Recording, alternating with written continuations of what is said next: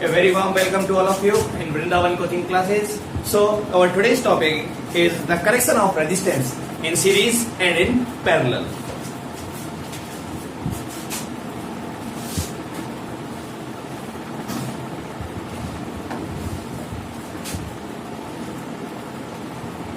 The name of chapter is electricity, and our today's topic is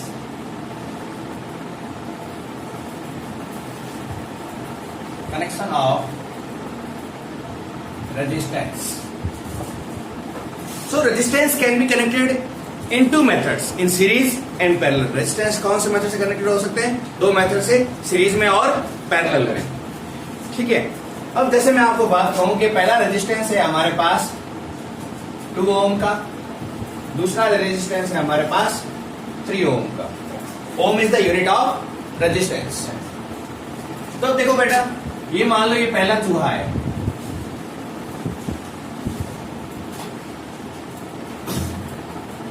और इस चूहे की क्या बेटा? मूंछ है. तो इसकी मूंछ है, और ये जो दूसरा चूहा है बेटा,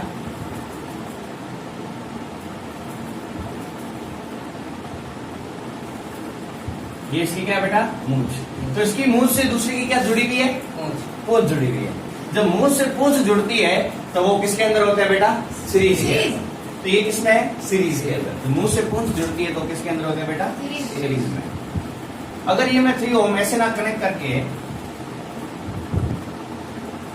ऐसे कनेक्ट करता है,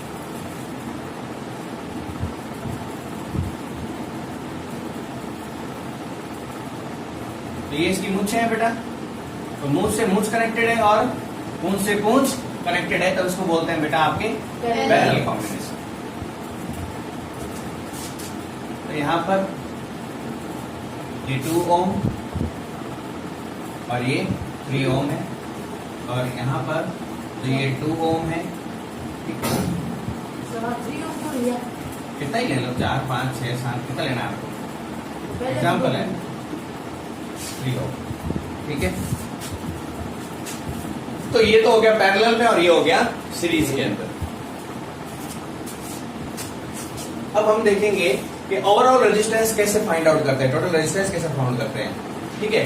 जैसे सीरीज के अंदर हम कह सकते हैं कि टोटल ऐड कर दो आ जाएगा, लेकिन पैरेलल के अंदर ऐसा नहीं होता है, रेसिप्रोकल करके ऐड करना पड़ता है. तो उनकी डेरिवेशंस वगैरह देखेंगे कैसे आएगी. ठीक है. तो रेजिस्टेंस के कॉम्बिनेशन को सेट करने से पहले मैं आपको कुछ इलेक्ट्रिक करंट और वोल्टेज के बारे में बता देना चाहता हूं. मान लो एक वायर है जिसके अंदर 3 पाथ्स है इलेक्ट्रिक करंट को आगे जाने के लिए. यहां से आपका करंट आ रहा है बेटा I. जब ये यहां पर पहुंचेगा तो करंट 3 पार्ट्स में डिवाइड हो जाएगा, I1, I2 और I3. और जब ये तीनों पार्ट वापस जोड़ेंगे तो I1 और I2 I3 मिलकर वापस क्या बना देंगे? I करंट बना देंगे. मतलब अगर हमें करंट नापना हो तो तीनों में हमें अलग अलग क्या लगाने पड़ेंगे बेटा? एमीटर लगाने पड़ेंगे. वायर तो लगे हुए हैं ना, तीनों में अलग अलग करंट जा रहा है, तो तीनों में हमें अलग अलग एमीटर लगाने पड़ेंगे. लेकिन अगर मैं वोल्टेज के बारे में बात करूं, किसके बारे में बात करूं? वोल्टेज. वोल्टेज क्या होता है? पहले पॉइंट और दूसरे पॉइंट के बीच में डिफरेंस की बात करता है. तो यहां से लेकर यहां तक, यहां से लेकर बेटा यहां तक जो वोल्ट मीटर होगा ना बेटा, वो चाहे यहां से लेकर यहां तक लगाओ, चाहे इन दोनों के बीच में लगाओ, चाहे इन दोनों के बीच में लगाओ, चाहे इसके ऊपर लगाओ. समझ रहे हो ना? तो वो सारा वोल्टेज क्या आएगा? सेम ही आएगा, क्योंकि जितना यहां से लेकर यहां गया, यहां से लेकर यहां गया और यहां से लेकर यहां तक करंट कंज्यूम हुआ है, तो उन सबका ओवरऑल एक पैरेलल में ही क्या होना पड़ेगा हमें? वोल्टेज. ठीक है. तो यहाँ पर ये जो वोल्टेज होगा वो क्या होगा? यहाँ पर जो इसके जैसे मान लो यहाँ पर हमारे पास क्या है बेटा? एक रेजिस्टेंस है R1, यहाँ रेजिस्टेंस है R2, यहाँ रेजिस्टेंस है R3. ठीक है. तो इसका वोल्टेज हो गया V1. पैरेलल में लगता है, बताया था आपको. ये भी किसमें लग गया? यूं पैरेलल में, तभी तो बताएगा ये. तो ये भी किसमें लग गया? यूं पैरेलल में. हाँ, अगर अलग अलग लगाऊंगा तो V1 plus V2 plus V3 total आ गया किसके इक्वल? तो लेकिन यहां से लेके यहां तक जो डिफरेंस होगा इन दोनों पॉइंट्स के बीच में, वो V1 V1 V ही रहेगा, अलग अलग नहीं आएगा.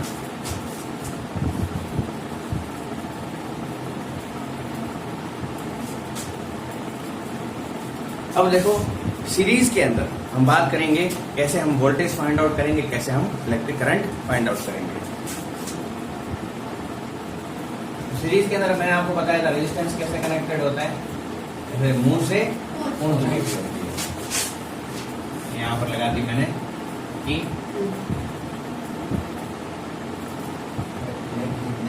बैटरी हो गई, रेजिस्टेंस पहला हो गया R1 R2 ठीक है। अब ये इसमें एक ही करंट जा रहा है सीधा सीधा, तो एमीटर में खाली एक लगाना पड़ेगा। कितना एमीटर लगाना पड़ेगा? एक। डिस्ट्रीब्यूट हो नहीं रहा, ठीक है। लेकिन सबका जो वोल्टेज होगा वो अलग अलग होगा, सबका वोल्टेज क्या होगा? अलग अलग। अगर सारे पैरेलल में होते ना बेटा, तो सबका वोल्टेज क्या होता बेटा? सेम, क्योंकि स्टार्टिंग पॉइंट और फाइनल पॉइंट उन दोनों का क्या है बेटा?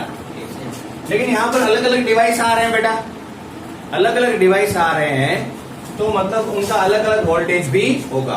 मान लो एक जगह बल्ब लगा हुआ है, एक जगह आपका फैन लगा हुआ है, एक जगह आपकी वॉशिंग मशीन लगी हुई है, तो सबका वोल्टेज सप्लाई अलग अलग होगा ना, सब अलग अलग वोल्टेज लेंगे।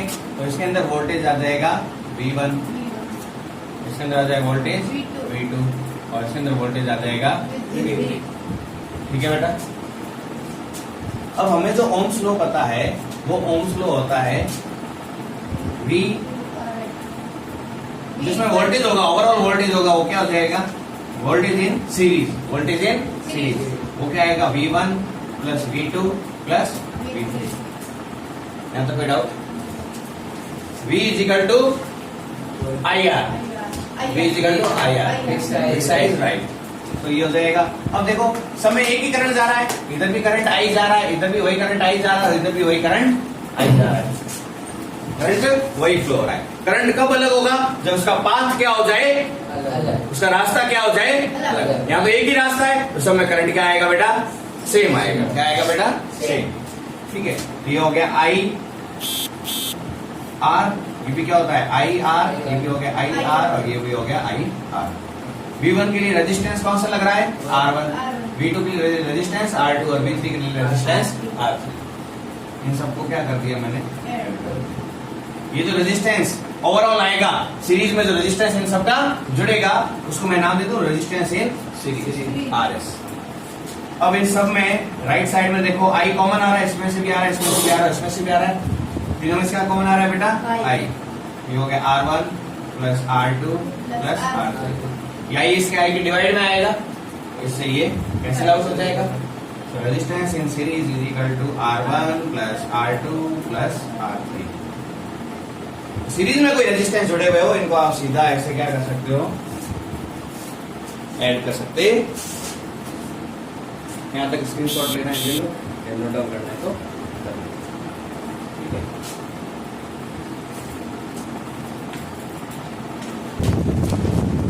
तो इससे पहले जो हमने सर्किट देखा था वो था रेजिस्टेंस इन सीरीज। अब ये वाला है रेजिस्टेंस इन पैरेलल। पैरेलल मतलब मूंछड़ी टू मूंछड़ी एंड मूंछड़ी टू मूंछड़ी, सबके मूंछे एक साथ जुड़ी हुई और सबके मूंछे एक साथ जुड़ी हुई। और वोल्टेज वोल्ट मीटर है वो भी पैरेलल में जुड़ा हुआ है, जिसकी भी मूंछ और मूंछ इनके साथ में ही जुड़ी हुई। ठीक है। और यहाँ पर ये जो करंट है I आ रहा है, कौन सा करंट आ रहा है बेटा? I करंट आ रहा है। और जब I करंट आता है तो ये I1, I2 और I3 में क्या हो जाता है बेटा? डिस्ट्रीब्यूट हो जाता है। और ये डिस्ट्रीब्यूटेड करंट वापस किसमें कन्वर्ट हो जाता है? I1 plus I2 plus I3 वापस क्या बन जाता है? I बन जाता है। ठीक है बेटा। अब यहाँ पर जो वोल्टेज है, तीनों के अंदर वोल्टेज क्या है? यहाँ से लेके यहाँ तक डिफरेंस कितना आएगा? V आएगा। इसमें यहाँ से लेके यहाँ तक डिफरेंस कितना आएगा? V वोल्टेज का आएगा। और इसमें भी यहाँ से यहाँ तक, तो इसमें वोल्टेज और पाथ कोई भी लो, पोटेंशियल डिफरेंस तो सेम ही आएगा दो पॉइंट्स का। ठीक है। अब हमें इसके अंदर जो डिफरेंट क्या है? डिफरेंट ये है कि सर्किट के अंदर जो ओवरऑल I करंट है वो पैरेलल में IP किसकी इक्वल है? I1 plus I2 plus I3।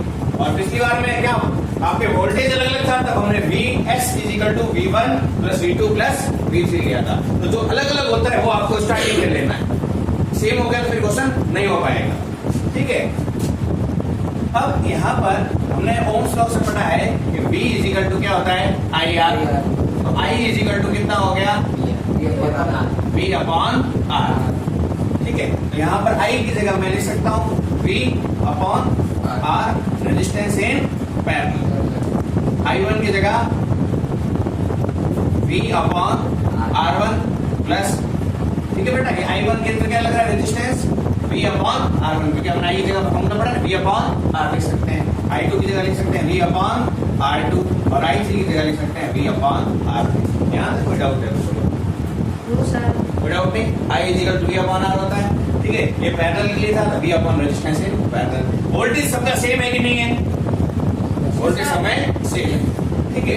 अब यहाँ पर V upon resistance in parallel, समय क्या कॉमन आ रहा है?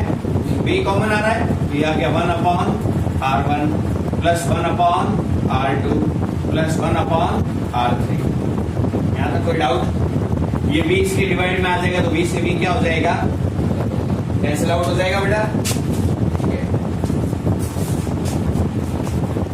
तो इसके बाद में हमारे पास और आ गया V बन जा V, और ये आ गया 1 upon resistance in parallel, 1 upon resistance in parallel is equal to 1 upon R1 plus 1 upon R2 plus 1 upon R3। ये मिला हमको, ठीक है।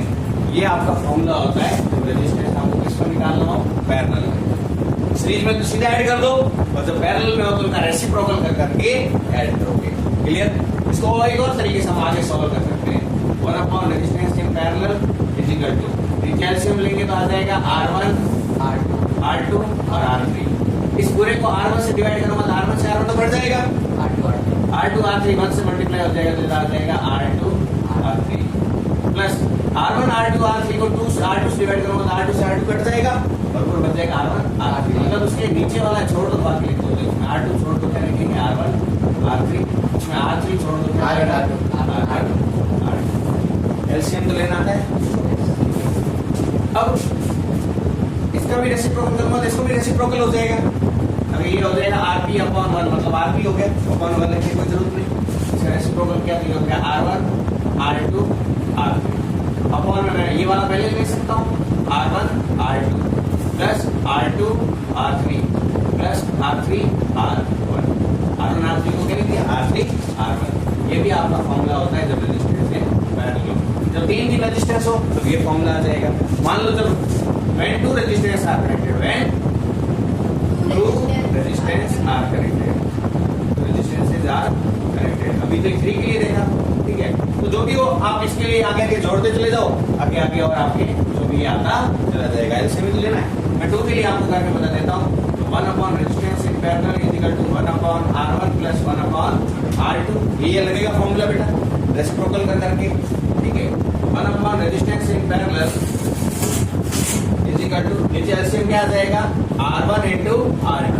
ये R1 से डिवाइड हो जाएगा, क्या बचेगा? R2 1 से मल्टीप्लाई हो जाएगा, R2 प्लस R1 R2 वापस R2 से कैंसिल आउट हो जाएगा, R1 अपॉन R2 से R2 कैंसिल आउट हो जाएगा, R1 बन जा R1। ये एलसीएम लेना आ गया आपको, ठीक है। इसको कैसे भी ले सकते हैं, दोनों को आपस में मल्टीप्लाई कर दिया, इसको ऐसे कर दिया, इसको ऐसे कर दिया। अब इसको रेसिप्रोकल करूंगा तो क्या आ जाएगा? RP अपॉन 1, मतलब RP हो गया। RP मतलब रेजिस्टेंस इन पैरेलल। ऊपर आ जाएगा R1 R2 अपॉन में R2 प्लस R1 की जगह मैं क्या लिख सकता हूँ? R1 plus R2। तो एक स्टूडेंट ने बोला सर जब 3 रेजिस्टेंस होता है ऐसा करते हैं, तो इधर R3 कर देते हैं और इधर R3 जोड़ देते हैं। तो ये सही है क्या? नहीं, सही क्या है? R1 R2 R2 R3 ठीक है, ये फॉर्मूला सही नहीं होगा। इसलिए मैंने आपको पहले से 3 का समझाया ताकि आपको कंफ्यूजन नहीं। और 3 के लिए, फॉर के लिए ये फॉर्मूला नहीं लगेगा। फॉर के लिए फिर आप वहाँ पे 1 अपॉन R करना पड़ेगा, उस हिसाब से रेसिप्रोकल का सॉल्व करना पड़ेगा। क्लियर? ये था रेजिस्टेंस इन पैरेलल। ये नोट डाउन करना है, नोट डाउन कर स्क्रीनशॉट लेना है तो स्क्रीनशॉट ले लो। सो हमने रेजिस्टेंस इन पैरेलल और रेजिस्टेंस इन सीरीज के डेरिवेशन कर लिए। उसके ऊपर जो भी न्यूमेरिकल्स है आधे सारे आपको क्या कर लेना है? ट्राई कर लेना है, ठीक है। तो उसके बाद में जो नेक्स्ट आपका कंसेप्ट है वो है heating effect of electric current. आपने देखा होगा मोबाइल चलाते थोड़े चलाने के बाद गर्म हो जाता है, पंखा गर्म हो जाता है, आपका मिक्सर जूसर गर्म हो जाता है, कई डिवाइस आपके क्या हो जाते हैं? गर्म हो जाते हैं। तो इसको बोलते हैं heating effect of electric current. ये हमारे फायदेमंद भी है, जैसे गीजर वगैरह है, ठीक है। और आपके कई इक्विपमेंट्स है जो गर्म हो जाते हैं, जो कि हमारे काम में आते हैं, लेकिन कहीं कहीं भी लॉस भी करते हैं। जैसे कि आपके इलेक्ट्रिक वायर के थ्रू आप क्या कर रहे हो, इलेक्ट्रिसिटी सप्लाई कर रहे हो आगे, तो उसके अंदर क्या होता है कि सप्लाई करते वक्त तार गर्म हो जाती है, उसके अंदर हीट लॉस हो जाता है, और भी कई प्रकार के उसके अंदर लॉस होते हैं, जैसे उसमें साउंड प्रोड्यूस होती है, जब आप देखा होगा बड़े बड़े तार का उसके नीचे साउंड आती है तो उसमें साउंड लॉस हो जाता है, तो कई प्रकार के और भी लॉस होते हैं, ठीक है। तो उसमें एक पार्ट है heating effect of electric current, जिसमें क्या होती है इलेक्ट्रिसिटी आपके हीट एनर्जी की फॉर्म में कन्वर्ट हो जाती है। तो आज हम पढ़ेंगे heating effect of electric current. Heating effect of electric current समझने के लिए पहले मैं आपको बता दूं कि कोई भी आपका सोर्स है वो लाइट को एमिट कर रहा है या कोई वर्क डन कर रहा है। वर्क डन कैसे कि आपके कोई सर्किट है, कोई एक इलेक्ट्रिक सर्किट है, उसके अंदर हम क्या कर रहे हैं, एक पॉइंट ए से पॉइंट बी तक, पॉइंट ए से पॉइंट बी तक चार्ज को, 1 कूलम चार्ज को फ्लो करवाने के लिए जो आपका क्या लग रहा है, वोल्टेज लग रहा है। क्या लग रहा है बेटा, ठीक है, वोल्टेज लग रहा है नहीं लग रहा है इस कूलम चार्ज को आगे फ्लो करवाने के लिए। तो वोल्टेज पोटेंशियल डिफरेंस नहीं होगा तो क्या वो चार्ज आगे फ्लो होगा, नहीं होगा। तो मतलब वर्क डन क्या है कि उस पोटेंशियल डिफरेंस, मतलब जब जिस चार्ज को हमें आगे फ्लो करवाने के लिए जो पोटेंशियल डिफरेंस लग रहा है उनका प्रोडक्ट इसके लिए इक्वल होगा, वर्क डन के इक्वल होगा, ठीक है बेटा। तो जैसे जैसे हम पोटेंशियल डिफरेंस बढ़ाएंगे हमारा वर्क डन क्या हो जाएगा, ज्यादा पोटेंशियल का होगा, ज्यादा वोल्टेज आएगा तो हमारा ब्लड भी क्या ज्यादा सही से चलेगा, हमें चार्ज ज्यादा फ्लो होगा तो अभी ये बल्ब हमारा सही से चलेगा। अगर हम सही बैटरी यूज नहीं करेंगे तो चार्ज फ्लो सही से नहीं होगा तो वर्क डन सही से नहीं हो पाएगा। इसको एक याद रखने की ट्रिक और बता सकता हूँ कि जैसे कि देखो आपने सुना होगा वर्क डन क्या होता है, force into displacement. 8th class 9th class में पढ़ा होगा वर्क डन क्या होता है, फोर्स इनटू डिस्प्लेसमेंट। तो यहाँ पोटेंशियल डिफरेंस फोर्स लगा रहा है इस चार्ज को डिस्प्लेस करने के लिए, ठीक है। अब हमें पता है कि जो आपका इलेक्ट्रिक करंट होता है वो क्या होता है, rate of flow of charge, मतलब current upon charge per unit time, I equal to Q upon T. इसको ऐसे क्या रख लो, तो टी आई और आई तो टी आई या फिर आई बराबर तो पी, ठीक है। I equal to Q upon T, तो क्यू क्या हो जाएगा, आई इंटू टी, ये बिकॉज का सिंबल है, टी से मल्टीप्लाई हो जाएगा। तो क्यू की जगह मैंने लिख दिया आई इंटू टी और ये वी की जगह वी। अब आपको पता होना चाहिए कि हम कोई भी वर्क डन करते हैं वो किसके फॉर्म में स्टोर हो जाता है, एनर्जी की फॉर्म में स्टोर हो जाता है। जैसे कि आपने एक चैप्टर आएगा वर्क एंड एनर्जी, इसके अंदर क्या करते हो, आपने कोई एक तीर कमान है, ठीक है, उसको खींच रहे हो, तो उसमें क्या आ रहा है, हमने उसके ऊपर वर्क डन करके कमान को खींचा, तो अभी हमारे पास जो वर्क डन किया पोटेंशियल एनर्जी में स्टोर हो गया, जब हम छोड़े वो काइनेटिक एनर्जी में कन्वर्ट होगा। उसी हिसाब से इलेक्ट्रिसिटी के अंदर भी जो भी वर्क डन होता है वो जूल की फॉर्म में होता है और एनर्जी भी किसके फॉर्म में होती है, जूल। तो वर्क डन और एनर्जी की यूनिट क्या है, जूल। तो इसमें हम जो वर्क डन है उसको एनर्जी के रूप में लिख सकते हैं। तो उसमें हम कह रहे हैं this work done by source will be converted into heat. जो वर्क डन किया है उसने एक डिवाइस ने, वो हीट के फॉर्म में क्या हो गया, कन्वर्ट हो गया, क्योंकि हमें पता है energy conservation law, energy can neither be created not destroyed, it can only be transform from one form to another form. एक रूप से दूसरे रूप में हम उसे परिवर्तित कर सकते हैं, लेकिन उसका क्षय मतलब उसको खत्म नहीं कर सकते। जैसे आत्मा है ना, पैदा होती है ना मरती है, एक शरीर छोड़ के दूसरे शरीर में धारण कर देती है, उस शरीर को छोड़ देती है। आत्मा क्या है, अजर अमर है। So energy is also like that, it can not be created not destroyed, it can only be transferred from one form to another form, ठीक है। अब यहाँ पर जो ये वर्क डन किया है वो हीट की फॉर्म में क्या हो जाएगा, स्टोर हो जाएगा, ठीक है। तो इसके अंदर आई की जगह आई की जगह आई लगा हुआ है, टी की जगह टी और बी की जगह बी, ठीक है। H इक्वल टू VIT आ गए यहाँ तक, ये सारी चीजें बस प्रोडक्ट को आगे पीछे रख दिया गया है, ठीक है। इसको याद रख लो, हमारा विनिट, ठीक है, विनिट H इक्वल टू VIT। अब देखो बेटा, हमें पता है विनिट इज राइट या फिर विक्सा is right, V is equal to IR होता है, ठीक है। तो V की जगह मैंने लिख दिया IR और इस I की जगह I और वापस T, ठीक है। तो H is equal to I into I क्या हो गया, I स्क्वायर R T। तो डिपेंड करता है क्वेश्चन में आपको क्या गिवन है, करंट गिवन है, रेजिस्टेंस गिवन है, टाइम गिवन है, तो ये फॉर्मूला लगाओगे। वोल्टेज और करंट दे रखा है तो ये लगाओगे, या फिर I और R के अलग से V निकाल दो, ठीक है बेटा। जिस हिसाब से क्वेश्चन में जो आपकी वैल्यूज दे रखी होगी उसके हिसाब से आप क्या निकाल सकते हो, उसके अंदर कितनी हीट रिलीज होगी और इसकी यूनिट क्या आएगी, जूल, ठीक है। अब कोई डिवाइस कितना ज्यादा गर्म होगा वो किस पे डिपेंड करता है, कि पहली बात उसके अंदर से कितना इलेक्ट्रिक करंट फ्लो हो रहा है उसके स्क्वायर पे डिपेंड करता है, डायरेक्टली प्रोपोर्शनल है ना इसकी, ये चीज बढ़ेगी तो ये भी बढ़ेगी। और अगर आपने देखा होगा कि कई डिवाइस ऐसे होते हैं, जैसे कि आपने रूम हीटर देखा होगा, उसमें कॉइल ऐसे से लपटी हुई होती है, उसका रेजिस्टेंस जानबूझकर बढ़ाया जाता है ताकि ज्यादा से ज्यादा करंट रुके। तो रेजिस्टेंस ज्यादा होगा, ज्यादा करंट रुकेगा, रेजिस्टेंस ज्यादा होगा तो वो वायर क्या होगी, ज्यादा गर्म होगी। और हम यही तो चाहते हैं ताकि हम अपनी चाय बना सके या फिर पानी गर्म कर सके। तो रेजिस्टेंस उसका क्या रखते हैं, ज्यादा रखते हैं। रेजिस्टेंस ज्यादा रखने पर क्या होती है, उसके अंदर हीट ज्यादा जनरेट होती है और वो चीजों को गर्म कर देती है। ठीक है, और ज्यादा टाइम के लिए स्टार्टिंग में लड्डू चालू करते ही गर्म हो जाता है क्या? जितना ज्यादा टाइम लगेगा उतना ज्यादा क्या होगा। ठीक है, इस हिसाब से तीनों के डायरेक्टली प्रोपोर्शनल है।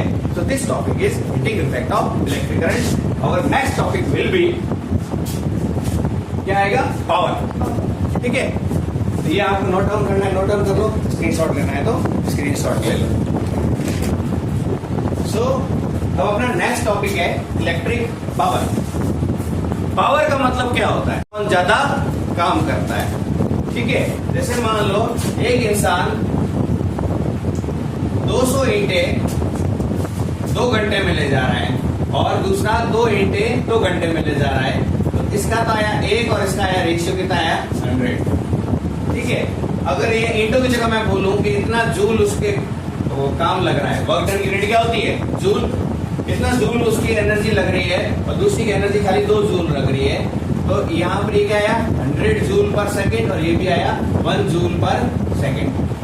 तो ये जो वर्क डन और टाइम का जो रेशियो है, वर्क डन और टाइम का रेशियो, जैसे मैं आपको बात करता हूँ, एक जो बल्ब है वो दोनों को क्या दिया जा रहा है, सेम टाइम दिया जा रहा है।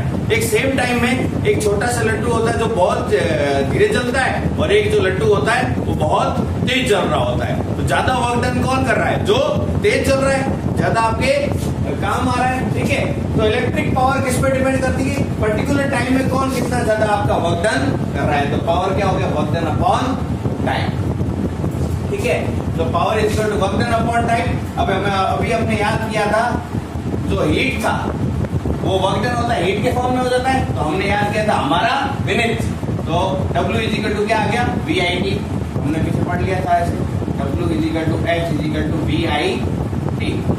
ठीक है, उससे मैंने W की जगह VIT लिख दिया। यहाँ से T से T क्या हो गया बेटा, कैंसिल आउट।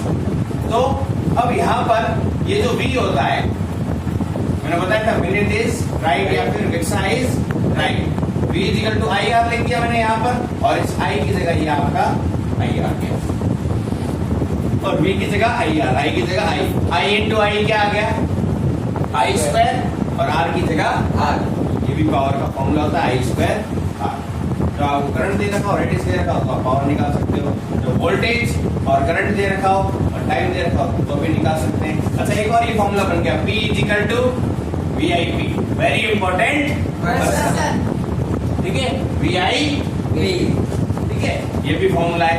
जब वोल्टेज और करंट दे रखा हो, क्योंकि टाइम से टाइम तो कैंसिल आउट हो गया, और power is equal to work done upon time.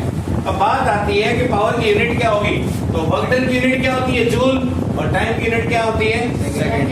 Joule पर सेकंड का एक नाम है, उसका नाम है वाट। जिसमें ज्यादा पावर होती है ज्यादा वाट लगाता है, जिसमें पावर कम होती है वाट कम लगाता है। हम कहते हैं 0 वाट का लड्डू, दरअसल वो 0 नहीं होता है, 15 वाट का होता है। 0 होगा तो कुछ चलेगा ही नहीं। वो 15 वाट का लड्डू होता है जो धीरे धीरे चलता है, और 100 वाट का लड्डू होता है जो ज्यादा रोशनी क्यों प्रकाशित कर पाता है, क्योंकि उसकी पावर ज्यादा होती है, वो कम समय में ज्यादा वर्क डन कर सकता है, इसलिए उसकी पावर ज्यादा है। ठीक है, तो पावर की यूनिट क्या हो गई, वाट। क्या हो गई बेटा, वाट। एक और चीज होती है बेटा आपकी कमर्शियल यूनिट। क्या होती है, कमर्शियल यूनिट। आपके घर के अंदर जो बिजली का बिल आता है, घर के अंदर जो बिजली का बिल आता है, वो किस फॉर्म में आता है, आपको पता है, यूनिट। बिल्कुल, किस फॉर्म में आता है, यूनिट के फॉर्म में। अब वो यूनिट है किस चीज की, किस चीज की यूनिट है, क्या यूनिट है, वो हम आज बात करेंगे। सो उसको बोलते हैं कमर्शियल यूनिट। क्या बोलते हैं बेटा, कमर्शियल यूनिट। वन जो यूनिट होती है वो होती है KWH। ये क्या है, KWH, हाँ, K का मतलब है बेटा किलो। क्या हो गया, किलो। अब 1 वाट 2 वाट 3 वाट तो हमारे थोड़ा सा भी बल्ब चालू करके बंद कर देंगे उसमें भी यूज हो जाएगा। ठीक है, दिन भर में एक पंखा चला तो भी वो 1000 वाट के आसपास आ जाएगा। और पूरे 2 महीने का अगर हम कुल मिलाकर अगर सिर्फ वाट गिने तो लाखों करोड़ों वाट यूनिट आ गया बिल, लाखों करोड़ों यूनिट बिल आ गया।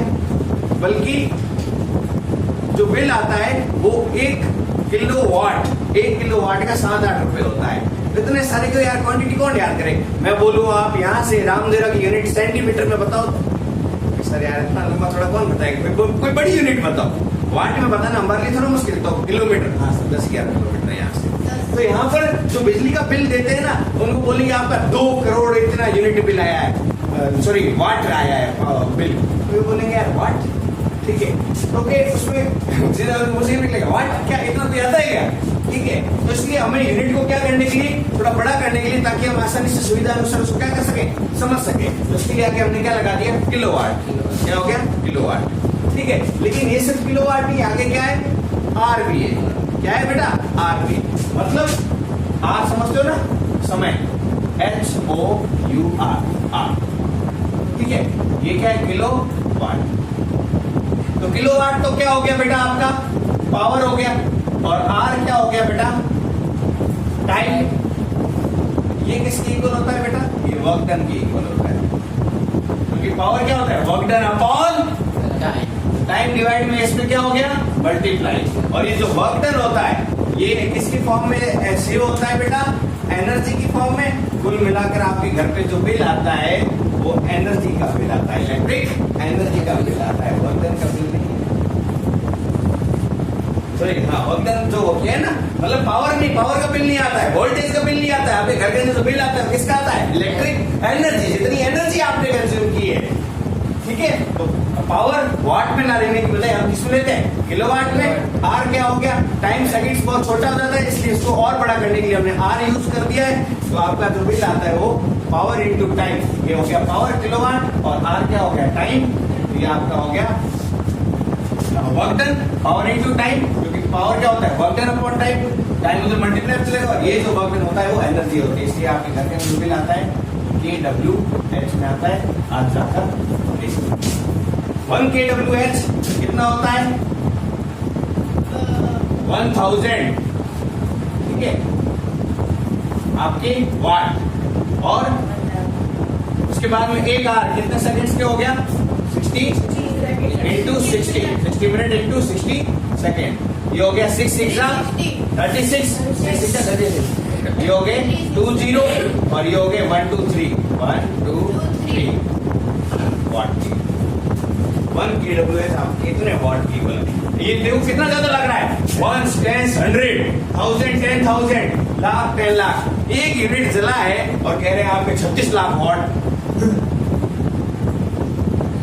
ठीक है। वाट सेकंड आपकी क्या लग गई, एनर्जी लग गई, तो सुनते ही उसकी वाट लग जाएगी। तो इसको ये है कितना, एक यूनिट ही है। तो इतनी बड़ी यूनिट को एक्सप्लेन करना थोड़ा मुश्किल होता है, इसलिए हमने इसको समझ लिया। बाकी नेक्स्ट टॉपिक।